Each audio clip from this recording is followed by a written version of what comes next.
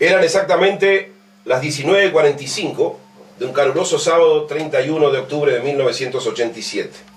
Lo recuerdo como si fuera hoy. Claro, el reloj del Estadio Nacional de Santiago, tan ligado a la mitología del Club Atlético Peñarol, marcaba 14 minutos 58 segundos del segundo chico del alargue. Faltaban tan solo 2 segundos para que el América de Cali se abrazara a su primera Copa Libertadores. Finalmente sucedió esto.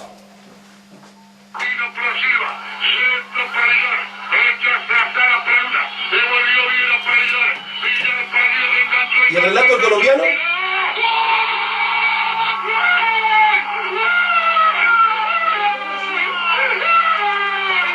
Bueno, había mandado un relato de un colombiano que dice, cuando hace el gol, dice: no lo voy a cantar.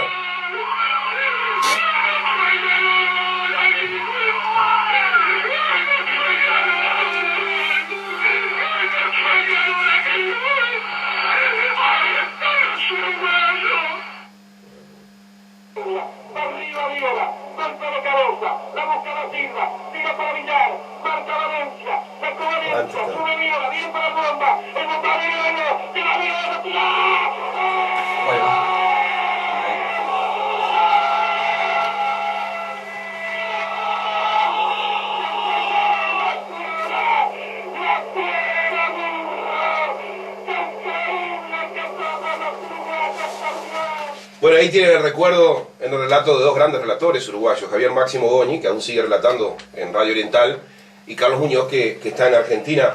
Lamentablemente nosotros habíamos producido encontrado un relato de un colombiano, que bueno, no salió en la grabación, porque era glorioso lo que decía el colombiano. No relata el gol en el momento que Diego Aguirre clava la pelota contra el palo izquierdo de Falcioni, que era el golero de América de Cali, hoy el director técnico de Boca Juniors, ¿no es así? Recuerdo esa tarde de sábado, faltaba 1 minuto, 2 minutos, no se veía el gol por ningún lado, el empate, sacaba campeón al cuadro colombiano. Yo tenía un televisor Panavox de 14 pulgadas en blanco y negro, en el apartamento que yo vivía, épocas de estudiante, allá por la calle Neira, casi propio, y finalmente, desesperado, ya no sabía qué cábala hacer, me encerré en el cuarto, en el baño, con una pequeña espica de mi abuelo, como se pegaba al oído. Y cuando Aguirre hace el gol, bueno, se desató una locura en todo Montevideo. Yo nunca en mi vida vi tanta gente en 18 de julio como el festejo de ese gol de Peñarol, que provocó una alegría popular. Claro, ninguno de aquellos que festejamos ese gol nos imaginamos que iba a ser el último, que íbamos a gritar tanto en nuestra vida. Hace ya 25 años, por lo menos hay 3 generaciones de peñarolenses que no saben lo que es festejar una Copa Libertadores.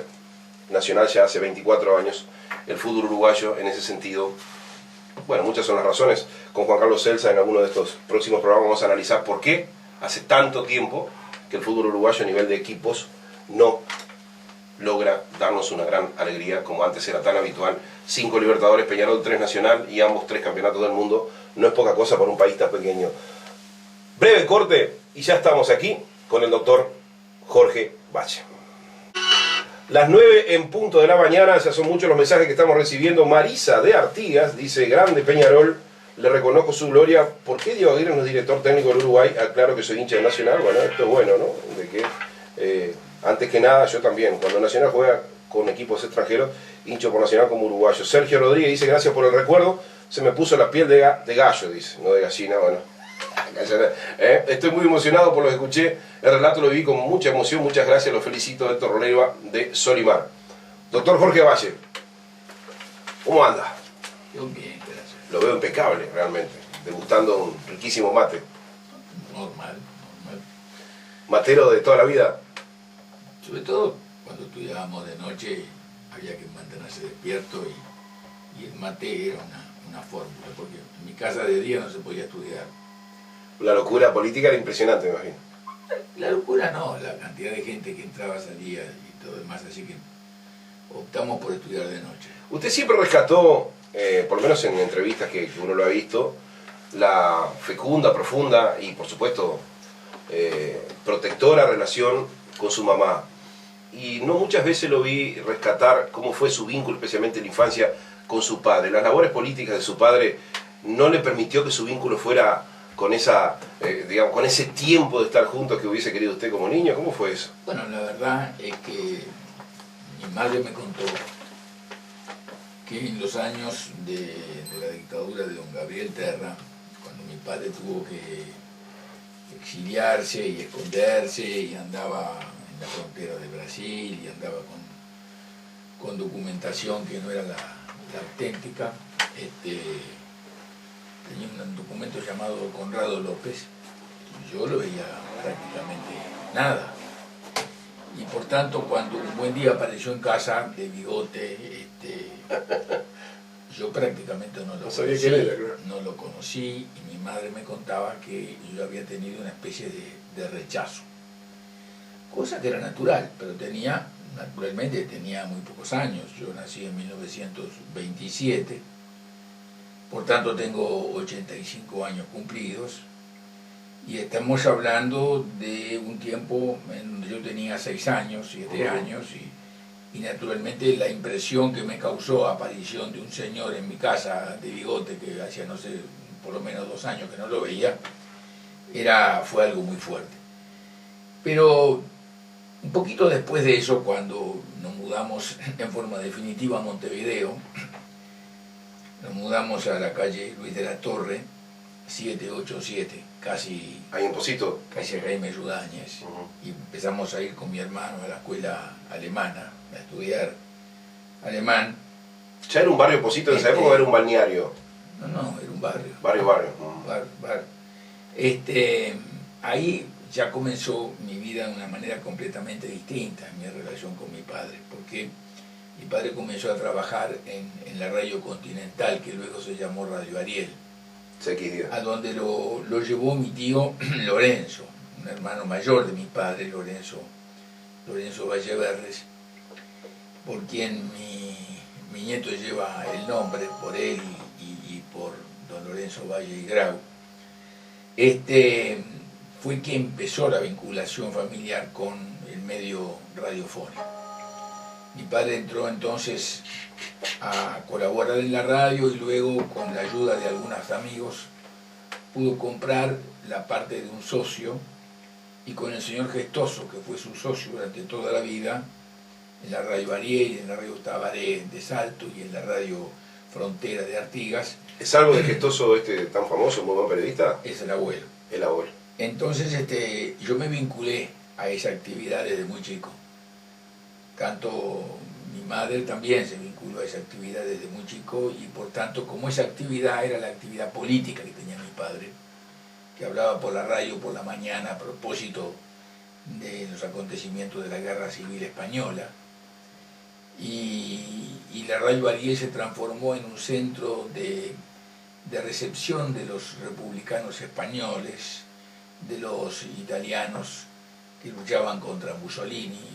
Yo conocí al Conde Forza, conocí a Martínez Barrios, conocí al Conde Forza, que tradición esa familia. A una amiga íntima de Mussolini, que había sido ministro de Cultura y judía, que había con Mussolini dirigido el diario oficial del Partido Socialista en Milán, y que luego emigró al Uruguay porque naturalmente pensó con acierto que como era judía la iban a perseguir, que se llamaba Margherita Sarfati. O sea que conocía a toda esa gente, y mi padre nos sentaba a la mesa a la hora de almorzar y participábamos de los almuerzos con muchísima gente. Yo recuerdo tener anotaciones después del almuerzo de conversaciones que tenía mi padre con personas que lo visitaba. Por ejemplo, tengo cosas escritas a propósito de la paz del Chaco, de la guerra de Chaco, de la conversación que mi padre tuvo con Justo Pastor Benítez.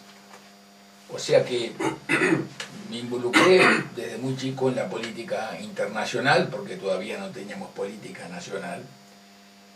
Y cuando llegó la elección del año 1942, que ganó Amézaga, ¿no?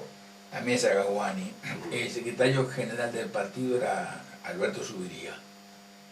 y recuerdo que yo trabajé en la secretaría con Alberto Subiría, y participé de la gran manifestación que se hizo frente al Palacio Legislativo.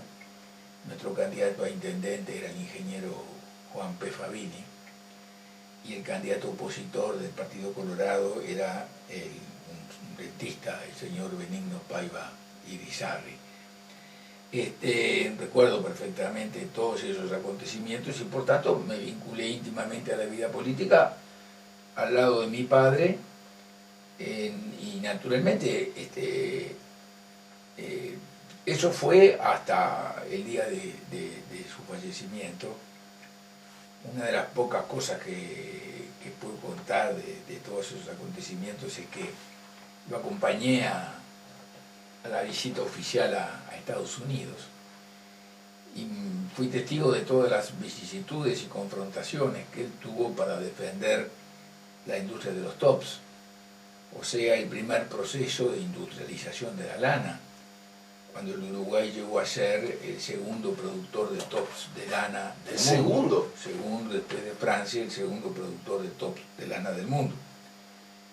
Y bueno, nosotros, como no progresamos en los acuerdos internacionales que nos hubieran podido permitir incorporarnos al mercado americano libre de impuestos, hoy prácticamente la industria textil del Uruguay ha desaparecido.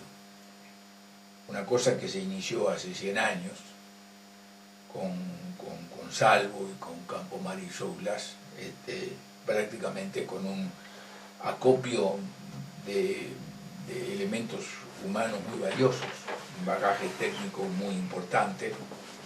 El Uruguay, por no tener una política internacional abierta, no está en condiciones hoy de realizar una exportación muy fuerte de confecciones, como lo hubiera podido hacer si hubiéramos tenido la decisión que se cortó en su momento de los acuerdos comerciales internacionales con los Estados Unidos. O sea que sí, de mi padre tengo enormes recuerdos. Mi padre era realmente un caudillo, yo nunca lo fui, ni lo pretendo ser, porque no es mi manera de ser. Mi padre sí. ¿Esa reunión en Estados Unidos fue con Truman o con Eisenhower? No, con Eisenhower. Con Eisenhower. Un héroe de guerra norteamericano. Sí, por supuesto. Eisenhower fue presidente de los Estados Unidos, y su ministro de Relaciones Exteriores era John Foster Dulles, y su vicepresidente era Nixon. Así que fui testigo de toda esa gira, que fue una gira con muchos problemas, inclusive problemas personales, porque mi padre se enfermó, tuvo que estar internado en unos sanatorios en Chicago, porque tuvo una pérdida de sangre muy fuerte por el estrés, por la confrontación violentísima que había tenido en Boston y en Chicago con los intereses comerciales norteamericanos, que ellos defendían sus intereses y nosotros defendíamos, mi padre, mejor dicho, defendía lo del Uruguay, cosa que era correcta y natural. Vamos a saltarnos 60 años de historia, doctor, y lo llevo al año 2002. Mucha gente que sufrió todo ese proceso culpó al Partido Colorado y a usted de lo que pasó. El tiempo, que es el mayor liquidador de injusticias, ha pasado y poco a poco los uruguayos van recuperando todo lo que usted hizo en pro del país y de los uruguayos. A pesar de esos momentos tan aciagos, yo recuerdo cuando usted salía a la calle y caminaba sin guardaespaldas y daba explicaciones a la gente y peleaba por la recuperación del país, y aquella frase que quedó para los libros de historia de que la vaca les gana, en la cual nos intentaba motivar a todos los uruguayos de que el futuro inevitablemente nos iba a dar una mano. Hoy yo veo, y lo veo con alegría por el afecto que le tenemos y el reconocimiento histórico que le tenemos a lo que usted hizo en ese tiempo especialmente, de que usted ha vuelto a ser reconocido por la gente y está ganando una inmensa popularidad en ese reconocimiento, y su voz vuelve a ser escuchada y especialmente pensada, que siempre es bueno para un líder político. ¿Usted siente que el tiempo le ha valorizado su actuación histórica en esos momentos tan duros para el país, doctor Valle? Mire, yo creo que cuando uno llega a un cargo público, cualquiera sea el cargo, más cuando sea el presidente de la República, uno tiene que cumplir con sus obligaciones, sin medir si eso la gente lo va a entender, lo va a comprender o no lo va a comprender. O sea, hubo una crisis, había que enfrentar la crisis. La cosa más importante que hay en esta materia es saber que lo que no sucede, naturalmente no se valora. Si nosotros hubiéramos aceptado la tesis, por ejemplo, del doctor Vázquez, de que teníamos que dar default, estaríamos hoy igual que la Argentina. Y el Fondo Monetario también lo presionaba a eso. Perdón. Estaríamos igual que la Argentina. Pero estaríamos muchísimo peor, porque la Argentina, por lo menos, tenía gas, tenía petróleo, le alcanzaba el gas y el petróleo para su consumo y lo exportaba. Tenía 100 millones de toneladas de granos que le han permitido vivir hasta el día de hoy. Si el Uruguay hubiera seguido el criterio del doctor Vázquez, pues lo señaló públicamente en aquel momento que teníamos que dar default igual que la Argentina, la situación del Uruguay hubiera sido trágica, absolutamente trágica. Una inflación loca hubiera sido solamente el único camino para poder seguir adelante. Por tanto, cuando tomamos las medidas necesarias para enfrentar y resolver la crisis, sabíamos de antemano que íbamos a generar en muchas actividades comerciales, industriales y en la vida personal daño a mucha gente. Pero también sabíamos que si no hacíamos eso, el daño iba a ser muchísimo mayor e iba a ser tremendo. Irreversible. Y además iba a ser un daño no solamente en cuanto a las personas, en cuanto a las actividades de los seres humanos, como empleados o como empleadores. Además de eso, hubiera habido una circunstancia que nadie imaginó que podía darse. Hubieran caído las instituciones. Porque cuando una sociedad se enfrenta a una crisis que no puede superar, aparecen los indignados. O sea, lo que uno ve en España, con 4 millones o no sé cuántos... 6 millones de parados. De parados, que son los mismos que hace 6 años estaban contentísimos. Si la crisis se profundiza, genera como consecuencia de un cambio cuantitativo un cambio cualitativo. A las sociedades le pasa lo mismo que le pasa al agua caliente. Si usted le aumenta la temperatura, pasa de estado líquido a estado gaseoso. Si usted le baja la temperatura, pasa de estado líquido a estado sólido. Las sociedades le pasa lo mismo. Llega un momento que no aguantan más. Y cuando no aguantan más se produce una explosión. Y en esa explosión, que genera un caos, como las sociedades tienen horror al vacío, siempre aparece un salvador que transforma su salvación en autoritarismo absoluto. Por tanto, lo que yo creo es que lo que nosotros hicimos, los resultados están a la vista, lo hicimos porque teníamos dos cosas, porque teníamos la decisión de cumplir con nuestras obligaciones y porque yo tenía un equipo excepcional de gente. Nada se puede hacer si usted no tiene un buen equipo. Y si en el equipo no hay un objetivo y no hay un plan de juego. Pero al final, cuando llega el momento de entrar al área, usted tiene que tener uno que haga el gol. Entonces, cuando llegamos a la discusión con el Fondo Monetario y se reunieron todos los directores del fondo, y el señor Aninati y el señor Figuerola, delante del Lito Alfi y de Brun, dijeron que estaba clarísimo, matemáticamente demostrable, porque traducido en un esquema gráfico, la deuda uruguaya iba hasta la estratosfera y no se podía pagar. En ese momento, delante de todo el directorio, con el presidente del fondo, el Lito Alfi dijo: usted se equivocó en los cálculos. Ah, se lo dijo de frente y así. Y De Brun levantó los dos brazos, se puso todo colorado de cara y le dijo: bad economics, bad economics.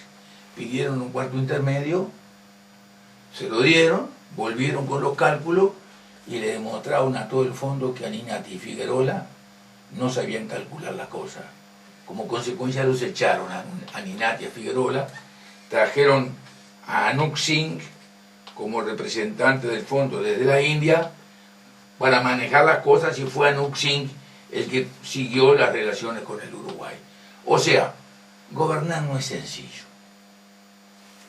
Nada es simple en la vida. ¿Sabe lo que siento, doctor? Gobernar no es sencillo. Como compatriota más, lo que es una opinión muy personal, por supuesto, capaz que ni usted la comparte. Lo que yo siento, las cosas del destino, es que creo que nadie en los últimos tiempos estaba más capacitado, tenía un fundamento teórico de toda la vida que lo avalaba. Perdóneme. Para hacer los cambios que el Uruguay precisaba. Perdóneme, y que estuvo dedicado a apagar incendios, como fue el destino para usted. Perdóneme, usted se equivoca. ¿Por qué? Aquí está lleno de gente capaz para hacer cosas. Porque todo ese equipo que nosotros teníamos, Sí. Gabriel, por empezar, Pensión. Alberto, César, y todos los demás, De Brum, Stenery, el Lito Alfi, Alejandro, todo ese equipo, cuando nos reunimos una vez en casa de Stenery, hace poco tiempo, dijimos, che, pero... Que era el embajador en Estados Unidos, ¿no? No, Stenery fue durante los gobiernos de Julio de la Calle, el gobierno que yo presidí, y el del doctor Vázquez, fue el representante financiero del Uruguay en Washington ante los institutos internacionales, fue 25 años. Y entonces en la reunión que Stenery organizó en la casa, no sé quién fue que dijo, no sé si fue De Brum que dijo, che, pero podríamos alquilar un equipo nuestro para arreglar los líos en Europa. O sea, acá hay un grupo de gente muy valiosa, muy capaz, al cual puedo asegurar que se le agrega, sin desmedro de todos ellos, Nicandro, Javier de Aedo, el propio de Posada. Pero usted a veces no reflexiona, la pregunta que le quiero hacer es esta, doctor Valle. ¿Usted a veces no reflexiona qué habría sido de su gobierno en ese entonces si hubiese gobernado en situaciones normales? No sabe por qué cuando hago esa reflexión le voy a decir lo que hubiera pasado. A ver. Total, hacemos historia y la historia cualquiera la reescribe con el diario El Lunes Abierto. Sí, sí. O sea que lo que yo creo es que dentro del Partido Colorado,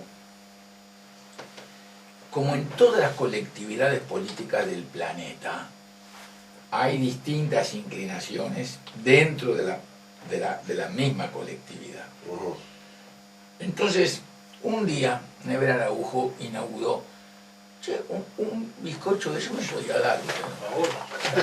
Sí, están adentro de la bolsa, pero no se tocan. Están adentro de la bolsa. No la ve, pero hay una bolsa de una cosa, que me hace vino para acordar a una compartir con el película mar. argentina vieja de Sandrini. José los trae, los deja ahí dentro de la bolsa. Sandrini era muy pobre Sandrini, andaba buscando trabajo y tenía un solo sándwich. Entonces lo guardaba en el bolsillo de adentro del saco.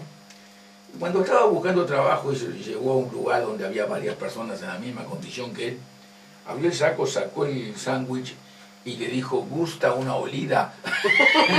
Sí, que no se lo comiera. Era lo único que podía ofrecer, ¿no? Entonces Never Araujo un buen día inició una cuestión en la televisión de carácter político, me mandó a buscar para iniciar la cuestión. Y me dijo, dígame, ¿usted qué se diferencia del doctor Sanguinetti? Y digo, bueno, una cosa muy sencilla. Él es mucho más francés, yo soy mucho más sajón. O sea, en la línea común que tenemos con Julio dentro del Partido Colorado, tenemos alguna pequeña diferencia. ¿Quiere decir que Sanguinetti es más romántico que usted? No es más romántico. Él está mucho más afiliado a una cosa muy lógica y muy auténtica, que son las estructuras estables de las instituciones nacionales. O sea, cuando todo el mundo habló del cambio de las estructuras, Julio siempre dijo, pero ¿cómo? Si en el Uruguay lo que realmente ha sostenido la vida de este país es la estabilidad de sus instituciones. O sea, la estabilidad de sus estructuras sociales, familiares, eso es lo que nos ha sostenido. Mi visión es un poquito diferente, mi visión es mucho más del lado sajón, o sea, mucho más hacia Churchill. No es hacia Churchill como tal, no, porque Churchill es un hombre muy interesante, pero muy complejo. No, es mucho más hacia la predominancia del individuo frente al Estado. O sea, no es el Estado para mí el que resuelve todos los problemas, sino que es un instrumento necesario, que tiene que entrar y salir, que tiene que actuar como debe actuar. Pero para mí el corazón es la sociedad misma, la propia sociedad, cada uno de nosotros actuando con más libertad. Y eso es una aproximación al mismo fenómeno social y político, mucho más del lado sajón que del lado francés. Y los anarquistas rusos también quedaron felices y lo escuchan a usted hablar así. Mire, algunos quedarán más felices que otros. Hoy por hoy los anarquistas están demasiado inficcionados por un marxismo ya pasado y bastante esclerosado. Se dice que en un diálogo glorioso que tuvieron De Gaulle y Churchill, que tenían una relación muy compleja, De Gaulle les peta a Churchill que los británicos luchaban por la plata, mientras que los franceses luchaban por la gloria. Y Churchill le respondió y dice, bueno, y cada uno lucha por lo que le falta. Saltamos 5 o 6 años más adelante de esa, cosa loca, ¿no? de esa crisis, doctor Valle. Por lo que he leído yo de datos de ese tiempo, usted, debido a la acuciante falta de recursos, tuvo el endeudamiento del país, pasó de 7.000 a 12.000 millones de dólares, más o menos un promedio de 1.000 millones por año. Hoy, con una riqueza que es casi 450% mayor a la de ese entonces, el endeudamiento del país es de 1.936 millones de dólares, o sea, casi 100% más de lo que fue en su época a pesar de esa terrible crisis. ¿Cómo usted explica esto? ¿Por qué el país se está endeudando tanto a pesar de la bonanza fantástica que vive desde el final de su gobierno? Bueno, es un poco la política, ¿no?, del gobierno. Lo que pasa es que el gobierno hace un cálculo diciendo, bueno, el porcentaje de deuda sobre el producto es tanto, porque como el tipo de cambio ha apreciado nuestra moneda contra el dólar, naturalmente usted tiene hoy un PBI mucho más alto. Claro. Aquí el problema de la deuda no es grave en la medida en que nosotros tengamos la fortuna de que la tasa internacional de interés siga siendo casi cero. El día que con este monto de deuda la tasa pase a 4 o 5%, vamos a tener algún problema. Pero a mí lo que me parece, más que ninguna otra cosa, que hoy lo que importa no es el tema de la deuda. Hoy realmente la deuda no tiene importancia. Yo, por otra parte, considero que durante el gobierno del doctor Vázquez, el ministro de Economía, el señor Astori, el tema de las deudas lo manejó correctamente. No tengo ningún empacho en reconocerlo. Inclusive, es más, durante todo el proceso en donde nosotros negociamos las deudas nuestras con el exterior, en el Frente Amplio, estaba por un lado la opinión del doctor Vázquez en contra de lo que hacíamos y la opinión del senador Astori a favor. Y el senador Astori en ese momento se jugó, en su opinión pública, contra el resto de su equipo de gobierno. De una manera muy sensata y patriótica se podría definir. Mire, yo creo que además él de economía entiende.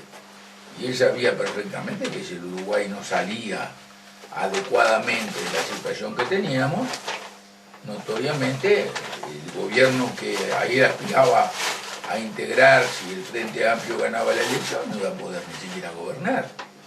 Así que sabía claramente que lo que estábamos haciendo, como él lo ha dicho posteriormente en la presentación del libro de Kennedy, fue la causa que le llegó a permitir al gobierno del Frente Amplio, al primer gobierno del Frente Amplio en materia económica, a caminar sin necesidad de hacer ajuste fiscal, sin necesidad de ningún tipo de problema, porque estaba todo resuelto. Bien, tenemos que ir a un breve corte, pero antes algunos mensajes que van llegando, no podemos leerlos todos, lógicamente, porque nos llevaría todo el programa, pero dice María desde el norte, de allá, Artigas, que están escuchando vía internet el programa, dice, grande doctor Valle y su equipo. Uno ve a través de la tele que en Europa toman a Uruguay como ejemplo para salir de su crisis. Dice el 575, aguante Peñarol y el gran presidente que la historia reconocerá. Solo él pudo haber salido exitoso de las 7 plagas que le tocó presidir. Heber, dice, bueno, un nombre o un apellido bien blanco, ¿no? Este otro, en la terminación 487, dice, estimado, un saludo a ese Patricio, sin ser de su palo. Reconozco su valía como capitán en tempestades y no olvido también al doctor Achugarri, que niveló la economía sin someter al pueblo y a los trabajadores a una costa de su propia salud.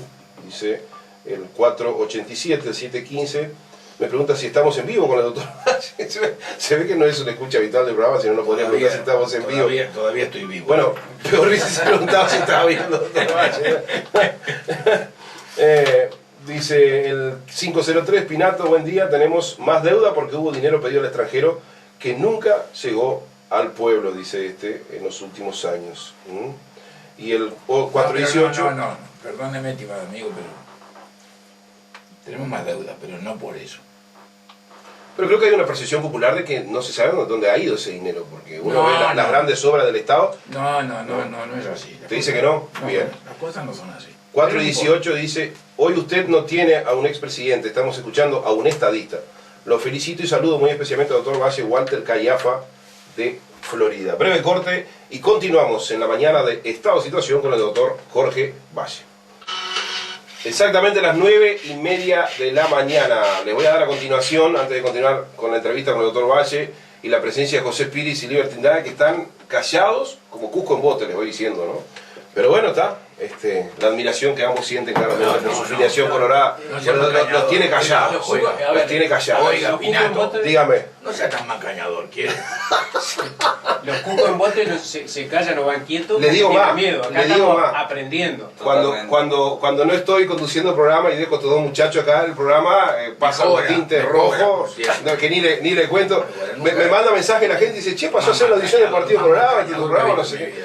En Artigas, me encuentran nuestra columna En la Voz de Artigas con Javier Bertalón los viernes a las 10:15 de la mañana. En Salto, Radio Arapey con Daniel Callazo los viernes a las 16 y con repetición de este programa todos los días por FM Sol. En Paysandú, Radio Felicidad con Luis Vega los viernes a las 8 de la mañana. En Guichón, FM Cordialidad, que también repite este programa, con Nube La Yara los viernes a las 15. En Fray Ventos con FM Visión Sandra Odera los miércoles a las 14. En Zoom, Visión Zoom con Daniel Porro los jueves a las 14:30, en Mercedes Radio Graciada, Gerardo La Paz, hoy, miércoles a las 11:05, Rivera Radio Internacional con Iván Murera los miércoles a las 14, Tranqueras FM Tranqueras con Wilson Acosta los viernes a las 10:30, Minas de Corrales, Radio Real con Eduardo Andina los lunes a las 10:20 de la mañana, San Javier con Leo Martínez, jueves a las 8:10, en Río Branco, Radio Río Branco con Ricardo Bentancor, los lunes a las 10:35, en Casupá FM con Luis Caramel los miércoles a las 10:20, y en Maldonado con Estela Hernández, los jueves a las 22. Bueno, tengo otra lista de más de 20 radios más, lo vamos a ir antes del fin del programa, porque si no queda muy larga esta enorme lista de casi 40 medios en todo el país que nos tienen, para orgullo nuestro, por supuesto, como columnistas en sus diferentes radios. Dice, me mataste, Nelly, sabés que no soy blanco, me dice que... Y a partir de las 24 vamos a tener esto en YouTube, todo subido, porque eso estamos dosificando las energías. Porque salgamos a dar clase a las 23 horas, vamos a subir este material. Está bien, dice, hola Nelly, dice el 056, cuánto te envidio, cómo me gustaría estar en tu lugar charlando con el último gran político. Vaya y dice, basta con esto. Buenos días a todos, dice el 963. Preguntarle al doctor Valle si se acuerda de los libros que me mandó a mí personalmente para las escuelas uruguayas en Río de Janeiro. Mirá vos, tengo la carta que me mandó de agradecimiento en un cuadro en la pared de todos. No me pone el nombre lamentablemente, bueno, una persona que recuerda cuando usted hacía donaciones de libros, doctor Valle. Parece esos cantantes que quieren que la gente lo deje cantar. El Uruguay de hoy, usted que lo percibe simplemente como un observador, de una vasta experiencia política por sobre todo, ¿cómo lo ve? Mire, acá hay algunas cosas que yo creo que tendremos que reflexionar sobre ellas con tranquilidad. En primer lugar, durante muchos años, los últimos 35, 40 años, los partidos que se llaman a sí mismos partidos de izquierda sostuvieron casi con una fuerza científica de que era inexorable que el país fuera gobernado por una ideología de base marxista. Y a raíz de la crisis que vivió el país comenzando en el 2000, llegaron al gobierno, diríamos los carreristas, por ventaja mínima, ¿no verdad? Porque cuando el doctor Vázquez llega al gobierno tiene un 50.4, una cosa así. Si la elección hubiera sido en noviembre del 2003, el Frente hubiera tenido el 65% de los votos. Y si la elección hubiera sido en noviembre del 2005, hubiéramos vuelto a crecer el 12% como el año 2004, el Frente hubiera perdido la elección. Pero el Frente llegó al gobierno. Y cuando llegó al gobierno, llegó realmente con una gran expectativa. Porque había hecho una campaña muy bien estructurada durante muchos años, con una base en el área cultural, en la enseñanza a todos los niveles, al nivel superior tanto como a nivel primario, y a nivel cultural en general, de que ellos representaban el saber, de que tenían entre sus filas la gente que tenía realmente capacidad para gobernar. Y una capacidad que la iban a poder demostrar, además con toda facilidad, porque notoriamente llegaron al gobierno en momentos de esplendor económico, gracias a que pasaron dos cosas en el mundo que todavía en buena medida nos siguen protegiendo. La tasa de interés es cero en el mundo y los valores de los productos alimenticios son los más altos de la historia. Por tanto, como el Uruguay sigue siendo un gran productor de alimentos, si tiene una producción muy fuerte de alimentos y los países que lo circundan están en la misma línea en función de la misma realidad que los acompaña y que los ha apoyado, el Uruguay se beneficia de los servicios, ya sea turísticos o logísticos o por su posición geográfica, que le ha permitido al Uruguay, sin ninguna duda, desarrollar un sector de servicios muy importante que da muchas oportunidades y mucho trabajo.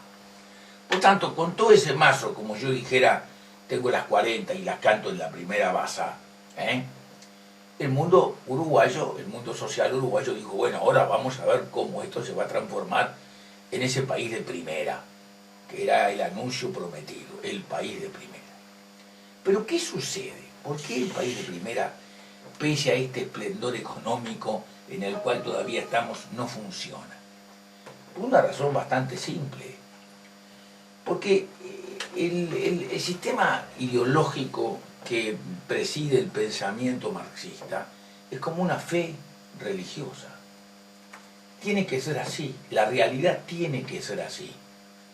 Y los hechos han demostrado que la realidad no funciona así. Y los hechos han demostrado mucho más fuerte que cualquier argumento en contra del acontecido. Porque si en la Unión Soviética no había oposición, no había sindicatos, no había partidos políticos, había un territorio enorme, estaban dados todos los recursos habidos y por haber, había tal cantidad de gas que desde entonces se estará aprovisionando energía a toda Europa y ellos la tienen prácticamente gratis. Igual el asunto económico no funcionó y se fundió. Es porque realmente las bases sobre las cuales está ideológicamente estructurado el sistema no funciona. Y eso es lo que se viene dando en el Uruguay. Y eso es de lo que no puede salirse en el Uruguay.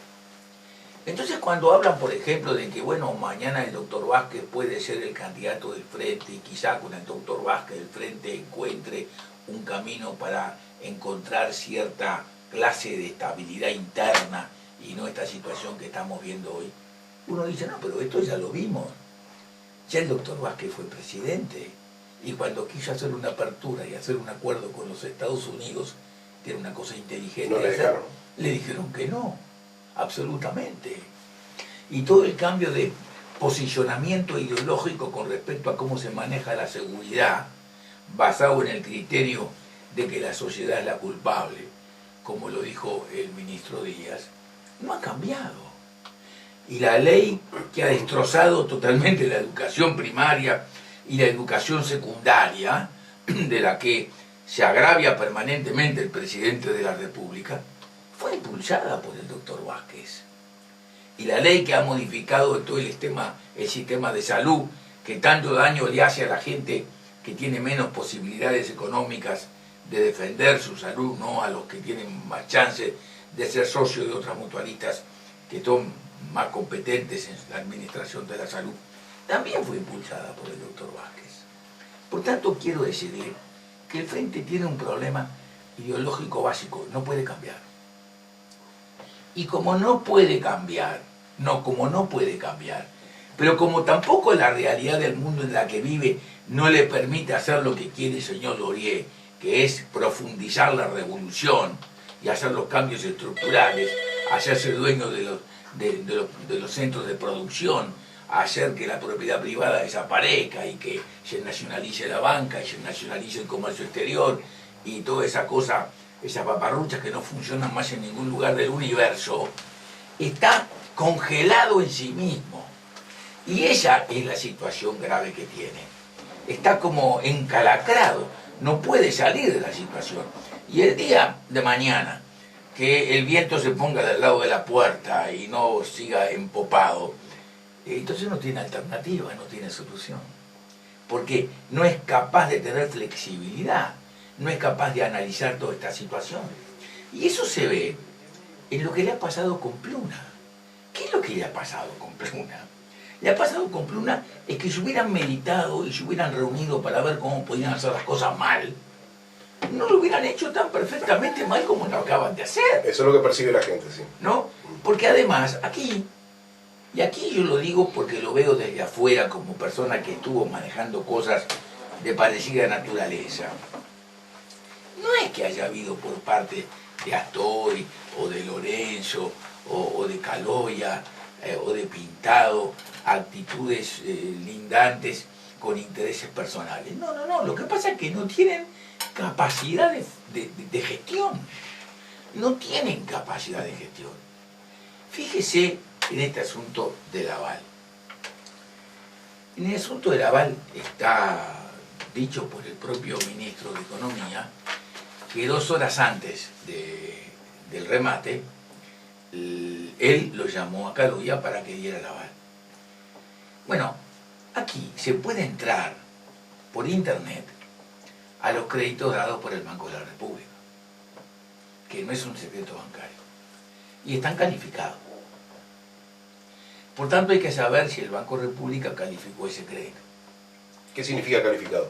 Calificado puede ser del 1 o del 5. Del 1 no tiene necesidad de hacer ninguna clase digamos, de estudio, de cobertura con respecto al crédito que ha dado. Del 5 que tiene que hacer cobertura absoluta. Bueno, habría que ver si es 1 o si es 5. Porque si es 1, están diciendo una cosa que es falsa. Porque notoriamente la empresa no está en condiciones de pago.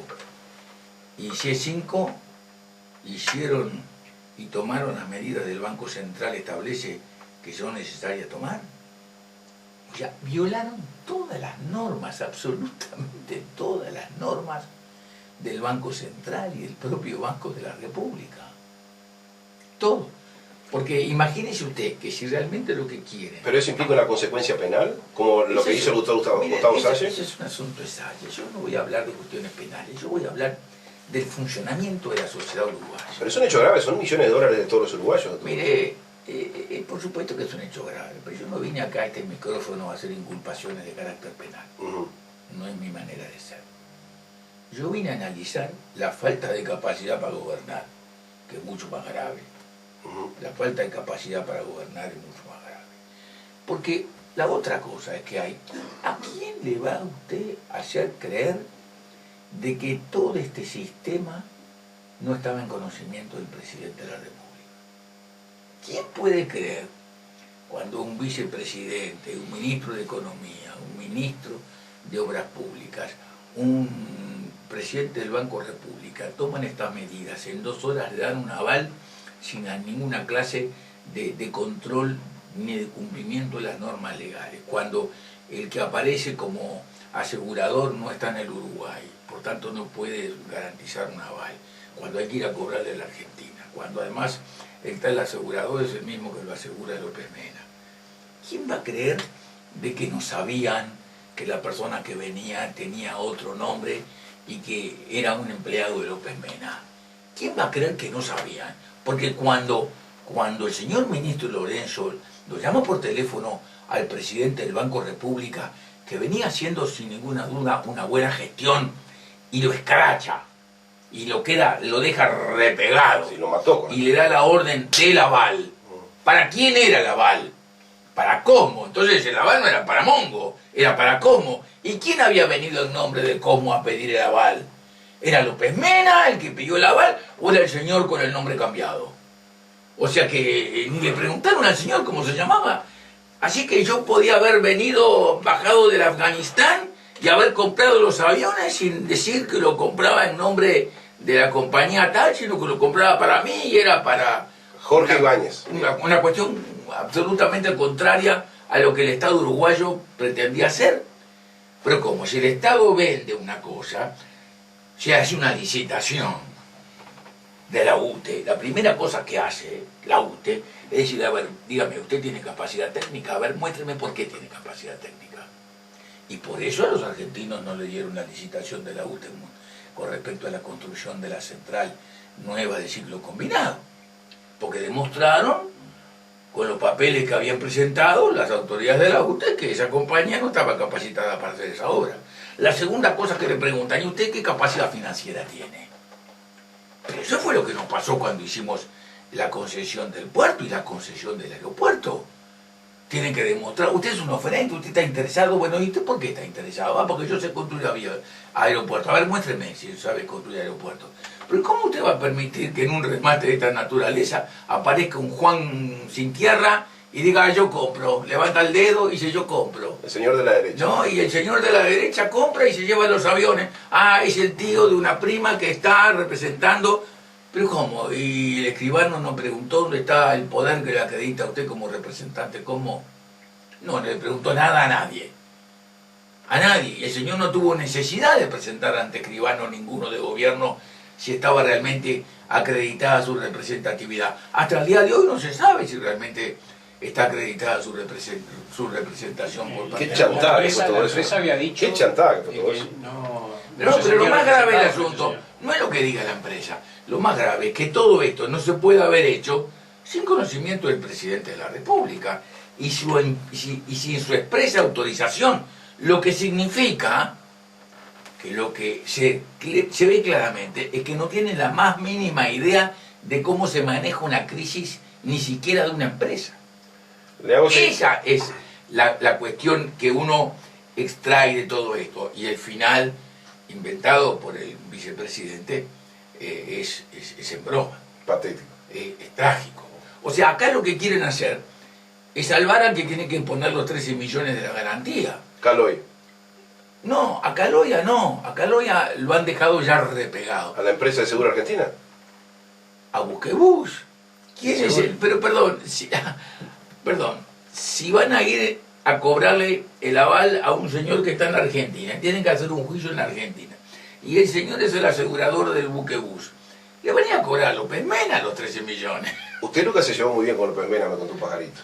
No, yo a López Mena directamente un día me vine a saludar y le dije retírese. Nada más. ¿Por qué le dijo eso? Y porque tengo mala opinión del tipo, y chao, se acabó. No tengo ningún problema en decirlo. No anduvo con vuelta. Él lo sabe. ¿Pero qué voy a andar con vuelta? Tengo 85 años de edad, ¿usted qué quiere que ande con vuelta? Yo sé que lo sabe porque fue justamente una entrevista que me contó eso. Pero espera, antes de seguir con la entrevista, doctor Valle, un par de cosas. Agradecerle a Álvaro Alfonso, que tenía su columna los miércoles, lo pasó para mañana, digamos voluntariamente, porque está escuchando a doctor Valle y quiere que él aproveche estos minutos finales. Anuncia que va a ser el viernes también porque tiene mucho material. Ahí está. Y de dos queridos amigos de doctor Valle, que sé que va a valorar estos saludos, le hace llegar el doctor Alberto Scavarelli y el escribano Guillermo Stile, le mandan un saludo especial y que lo están escuchando, doctor Valle. Entonces, muchas gracias a Guillermo, que fue un gran ministro del Interior. Un gran ministro del Interior. Y Scavarelli, que es un hombre muy Scavarelli simpático. es un hombre muy interesante. Espero que sea diputado por el departamento de Montevideo del Partido Colorado Ballista. En primer lugar, yo creo que esto demuestra claramente la incapacidad de gestión del gobierno. Porque el gobierno está atado por sus esquemas ideológicos que no lo dejan reconocer la realidad. Y eso lo que hace es que las cosas no funcionan. Imagínense lo que sería este país si no tuviéramos la tasa de interés cero que tenemos y los precios de la soja y de la carne y de la leche que tenemos. Sería una especie de tragedia. Y puede pasar eso. Bueno, no, yo no creo que eso vaya a pasar. ¿No? No creo. ¿Sabes por qué no Porque creo? usted termina, perdóneme, doctor Valle, usted termina su gobierno con un presupuesto de 2.800 millones de dólares, es de casi 13.000 millones de dólares. No, bueno, Macanudo, pero los números son los números relativos. Si la economía crece, crecen los presupuestos. Acá el problema no es que el presupuesto sea alto, el problema es que no se ha aprovechado una circunstancia favorable, notoriamente favorable de la economía, para tener superávit fiscal. Cuando usted tiene superávit fiscal, usted maneja mucho mejor el tipo de cambio. Si usted tiene déficit y todos los meses usted tiene que colocar letras en el mercado para poder pagar la diferencia entre lo que usted recauda y lo que usted gasta, usted tiene que poner esa plata en el mercado. Cuando pone la plata en el mercado, usted genera inflación. Y por eso hemos llegado al absurdo, parecido a lo que hace el señor Moreno en la República Argentina, de que para impedir que la inflación llegue al 10%, se reunió con los supermercados y dijo, por favor, bájenme el 10% de los precios hasta el 1 de enero. Quiere decir que el 1 de enero, ¡pácate!, revienta el elástico. O sea, si no hubiera tomado esa medida de presión sobre todos los supermercados para bajar 10% de los precios, la inflación ya estaría arriba del 10%. O sea, la presión salarial por un lado y la presión del gasto por otro genera inflación. Y además, al generar déficit, lo obliga a usted a pedir plata prestada. Y cuando usted pide plata prestada, tiene que pagar interés por la plata prestada. Entonces usted recibe esa plata, entrega papeles con bonos a esa persona por la que le paga el 7% de interés, y el individuo entonces cambia dólares que están regalados de baratos, los coloca en pesos al 7% a plazo corto, y después cuando se lo devuelven, vuelve a comprar más dólares que antes. Entonces el negocio redondo para el tipo que está para el banco, básicamente, que es lo que manejan esta cifra. Paralelamente a eso, usted luego tiene que secar, porque si usted no seca la plaza recomprando parte del dinero que está por allí, para usted se le cae el tipo de cambio, por un lado, lo que hace más difícil la producción y la exportación, y más caro el costo interno de producción, y al mismo tiempo es como si usted inyectara nafta a un incendio. O sea, aumenta el valor de toda la mercadería. Y ese límite es el que, como estaba ya cerrada la posibilidad de otras cosas, es el que lo obligó al ministro a decir, bueno, ahora la única forma que tengo para que la inflación no vaya a las nubes por encima del 10% es bajar el tipo de cambio y pedirle a los supermercados, por favor, por 2 meses bajen el 10%. Así que, ¿en qué estamos? Estamos en la pendiente resbaladiza. Es preocupante su análisis. Y bueno, no es preocupante, es la realidad. Esa es la realidad. Ahora, la realidad se puede modificar, pero para modificar la realidad, el Frente no puede modificar la realidad porque tiene que cambiar de manera de pensar. La pregunta nos queda y 3 no minutos. puede cambiar de manera de pensar. Y por tanto, tanto el gobierno del doctor Vázquez como el gobierno del señor Mujica, como eventualmente mañana sería el gobierno del doctor Vázquez, no pueden cambiar absolutamente nada. No pueden cambiar la educación, ni la seguridad, ni la salud, ni el esquema como manejan los gastos en la economía. Nos quedan 3 minutos, doctor Valle. El gobierno está a la defensiva en cuanto tema surge en la opinión pública. Sin embargo, a pesar de estar a la defensiva hace ya bastante tiempo, uno no ve que la oposición saque partido de eso, por lo menos en el plano electoral. Cuantas cuentas surge, la suma de los dos partidos no llega al 40%. Mire, perdóneme. Usted perdóneme con respecto a las encuestas, ¿no? Sí. Yo tengo mis opiniones particulares, como todas las cosas. Cuando yo salí para ser candidato a presidente de la República tenía el 8%. Y no sé cómo hice, pero llegué a presidente de la República. El señor González, vamos a tomarlo como referente. El señor González dijo que el Frente tenía en tal fecha tanto porcentaje. Hoy dice que tiene tanto porcentaje. Y dice que el partido que más ha crecido es el de los indecisos. Sí. O sea, los indecisos aparecen con un porcentaje de votos mayor que el Partido Nacional 25% más o menos. y mayor que el Partido Colorado. Muy bien. ¿Qué quiere decir? Quiere decir que esa es la realidad del esquema. O sea, ¿qué va a pasar en los próximos 2 años? ¿Esto sigue como pluma, así para abajo? ¿O se nivela o crece? Bueno, para mí sigue como pluma, para abajo. Y sigue como pluma para abajo porque, sin ninguna duda, Pluna no es una casualidad. Es un síntoma. Pluna es la consecuencia de la manera de ser y de manera de pensar de un grupo humano muy respetable como seres humanos, pero que están totalmente equivocados en cuanto a cómo se maneja el gobierno de una sociedad dada, aún en tiempos tan fantásticamente favorables como estos. Así que yo lo que creo es que esta tendencia se va a mantener. Y donde se mantenga la tendencia, y los partidos tradicionales hagan algunas cosas, porque ¿qué es lo que más le importa al 25% de los ciudadanos que están en esa área llamada indecisos? Le importa tener certezas. Esas personas no están pensando quién va a ser el presidente, no, están pensando en tener certezas.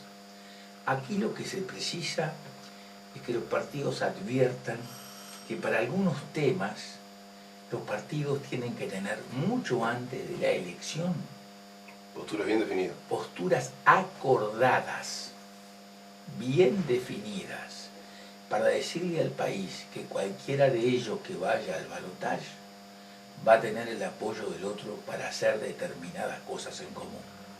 Doctor Valle, muchas gracias por su presencia esta mañana en esta situación. Por lo menos ha degustado unos riquísimos mates, eso lo ha tenido muy conforme. Nos quedaron pila de cosas para preguntar, pero nuestro silencio era inevitable. Pero tenemos hasta fin de año para invitarlo de vuelta. Pero la figura del doctor Valle a mí me deja para dejar una reflexión de salida. Acá la izquierda ha vivido promocionando que fueron ellos los que pelearon contra la dictadura y hay gente dentro de ellos que nunca pasó un día preso. El doctor Valle estuvo preso por hablar contra la dictadura. Fue un episodio muy divertido. Y es para todo un programa. Fue un episodio muy divertido porque además el Partido Colorado y el Partido Nacional estuvieron... Quedaron 6 décadas de vacío en esta entrevista que no hablamos de la vida del doctor Usted sabe Valle. que fue muy divertido porque yo hice una audición de televisión diciendo que iban a dar un golpe de Estado y lo hice para celebrar mi cumpleaños. ¿En serio? Sí, claro. ¿Así en Canal 12 no fue? Sí, Sí, el sí. 25 de octubre. Y me vinieron a buscar de noche. Y justo... En su propio cumpleaños. No, a la noche. Yo me escapé. Y fue muy gracioso. Después habían dicho que por la televisión apareció que se cierran los aeropuertos y se cierran las fronteras para que este maldito no se escape.